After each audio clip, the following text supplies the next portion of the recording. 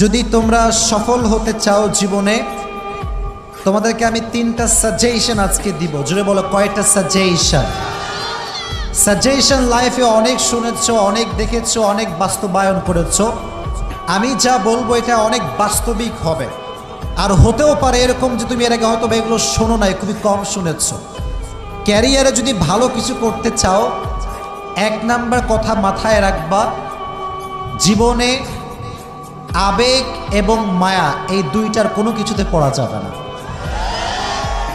আমি আমার লাইফে অনেক ছেলে দেখেছি, খুব মেধাবী, খুব ট্যালেন্ট, কোনো একটা মেয়ের পাল্লায় পড়ে পুরো ক্যারিয়ারে লাল বাতি জ্বলে গিয়েছে। অতএব মেয়ে তোমার জীবনে যেমন রহমত, এই মেয়ে তোমার জীবনে গজব হয়ে যাবে যদি তুমি হারামে চলে যাও, ঠিক কিনা? আমার কথা স্ট্রেট ফরওয়ার্ড। পছন্দ হলে शादी करोगे या नहीं करोगे पहले ये बोलो। কথা বলো, ঠিক কিনা প্রিয় ভাইয়েরা? ভাল লাগলে 2 বছর 3 বছর প্রেম করে, লাস্টে গিয়ে এও ছ্যাঁকা দেয়, এও ছ্যাঁকা দেয়। লাস্টে মেয়ের বিয়ে হয় টাকলার সঙ্গে, আর যুবকটা এটা সব জায়গায় হয় না। আগেই পাগল হয়ে যেও না, সব জায়গায় এটা হয় না। আর সব মেয়ে কিন্তু সরকারি টাকলা খোঁজে না, কিছু কিছু মেয়ে চরিত্রবান যুবকও খুঁজে বেড়ায়, ঠিক না? সবাইকে এক পাল্লায় মাপবেন না। এজন্য জীবনে সফল হতে চাইলে আবেগ এবং মায়ায় পা দেওয়া যাবে। আর তোমাদের যে বয়স 18, 16, 19, 20, at this age you are very emotional, খুব আবেগী তোমরা। মনে রাখবা, আমাদের যে চয়েস এটা আমাদের জন্য ভালো নাও হতে পারে। আমাদের জন্য কোনটা বেস্ট, কোনটা পারফেক্ট, এটা আমাদের চাইতে বেশি জানে একজন। আওয়াজ দিয়ে বলো, তিনি কে? কোরআন থেকে শোনো, আল্লাহ বলছেন, ওয়াসা আন তাকরাহু শাইআন ওয়া হুয়া খায়রুল লাকুম ওয়াসা আন তুহিব্বু শাইআন ওয়া হুয়া শাররুল লাকুম। Sometimes you like a thing and you want that from your heart and you think this is the best option for me. মাঝে মাঝে কোনো মেয়েকে দেখলে মনে হয় আল্লাহ, এর মতো সুন্দরী আর কেউ হইতে পারে না, কিন্তু এর চাইতে সুন্দরী আছে না নাই? আল্লাহ বলছে, তোর জীবনে যাকে দেওয়া লাগবে, I know better than you, তোর চাইতে আমি বেশি ভালো জানি। অতএব ছ্যাঁকা খেয়ে বেকা হওয়া যাবে না, ভরসা করতে হবে একজনকে, তিনি কে? অতএব আমরা ভরসা করব, বিশ্বাস করব একজনকে। আওয়াজ দিয়ে বলেন, তিনি কে? তাহলে আবেগে পা দেওয়া যাবে? কথা কয় না, দেওয়া যাবে? আচ্ছা, যদি দিয়ে ফেলো, আবেগে এবং মায়াতে পা দিয়েছো হারাম ভাবে, মাথায় রাখবে একটা কথা, যে মানুষ জীবনে যত বেশি ঠকেছে, সে মানুষ সামনে তত বেশি এগিয়ে গিয়েছে। জীবনের সামনে আগাবার জন্য মাঝে মাঝে মন ভাঙাটাও অনেক বেশি জরুরি।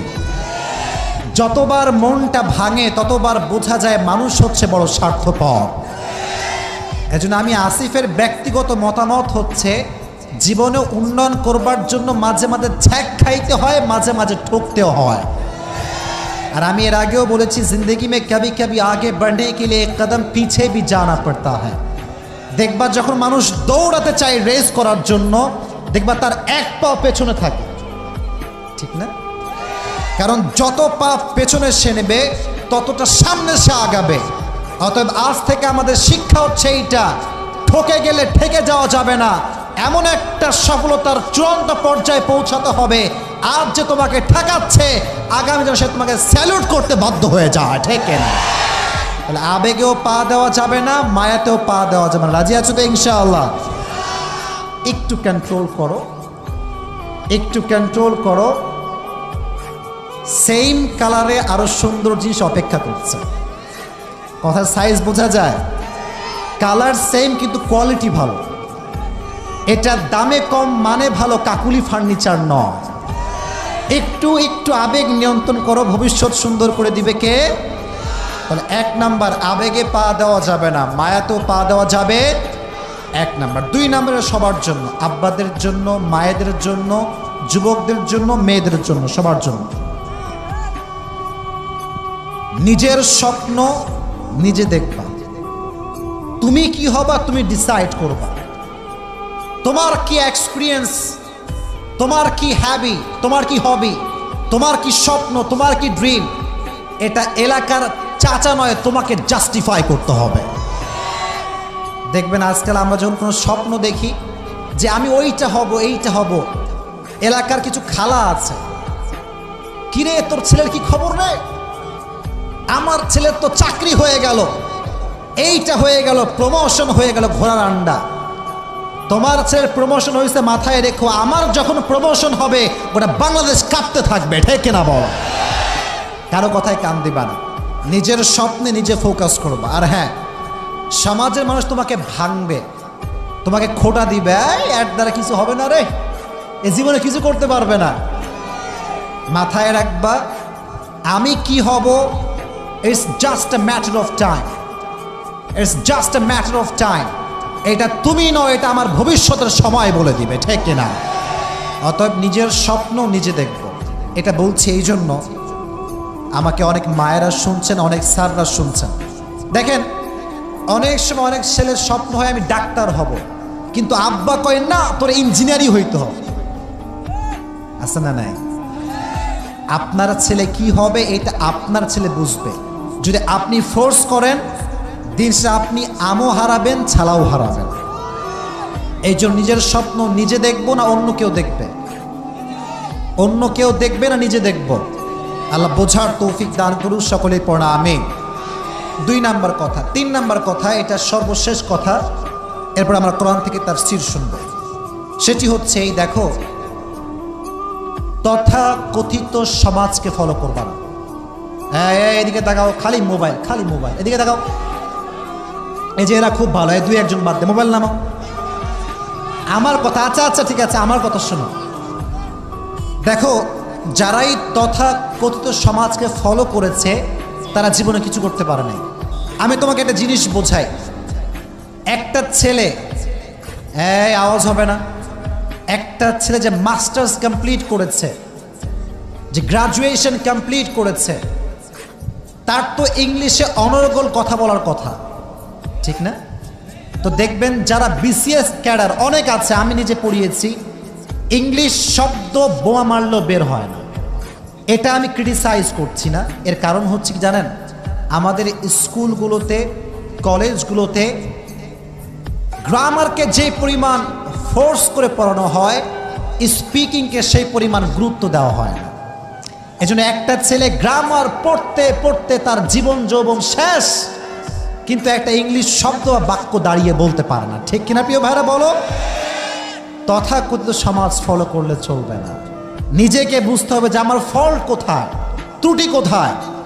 অনেক সময় দেখবা ক্লাস 5-এর ছেলে ইংলিশে অনর্গল কথা বলতে পারে, কিন্তু বিসিএস ক্যাডার একটা শব্দ বলতে পারে না, ঠিক কিনা বলো? কারণটা হচ্ছে তথাকথিত সমাজকে ফলো করি, কি মনে করি পরীক্ষায় ফার্স্ট হতে হবে, 1 নাম্বার না হইলে কিচ্ছু হবে না। ভুল কথা। অনেক সময় ব্যাক বেঞ্চার এমন কাজ করে যে ফার্স্ট বেঞ্চাররা করতে পারে না। কথা ঠিক আছে না প্রিয় ভাইরা? দেখবা মাঝে মাঝে পরীক্ষায় 1 নাম্বার হতো, তারা যেমন ছিল তেমনই থেকে যায়, কিন্তু যার পরীক্ষায় 2 নাম্বার হতো বা মাঝামাঝি ফলাফলে থাকতো, তারা লাইফে একটা পর্যায়ে ব্র্যান্ড হয়ে যায়। তথা কথিত সমাজকে ফলো করা যাবে না, ঠিক আছে ইনশাআল্লাহ? আচ্ছা, তোমরা খেলোয়াড় সাকিব আল হাসানের নাম শুনছো? তোমরা দেখবা আমি কাউকে আইডল বলছি না, our idol is prophet Muhammad সাল্লাল্লাহু আলাইহি ওয়াসাল্লাম। জাস্ট একটা এক্সাম্পল দিচ্ছি। সাকিব আল হাসান 15 বছর পড়ালেখায় গ্যাপ দিয়েছে, তারপরে গ্রাজুয়েশন রিসেন্টলি কমপ্লিট করছে। তোমরা দেখবা 15 বছর গ্যাপ দিয়েছে।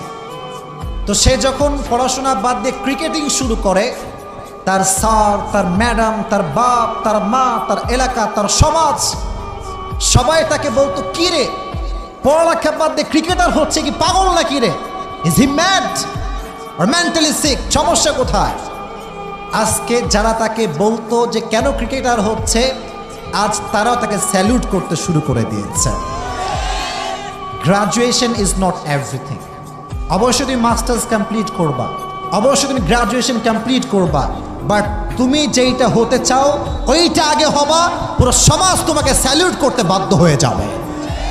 যেন সর্বশেষ কথা, তথা কথিত সমাজকে আমরা ফলো করব না, নিজেই নতুন কিছু করব, ঠিক আছে ইনশাআল্লাহ। আল্লাহ প্রত্যেকটা যুবক, প্রত্যেকটা মেয়েকে এই কথাগুলো বোঝার তৌফিক দান করুন, সকলেই মন খুলে পড়া আমিন।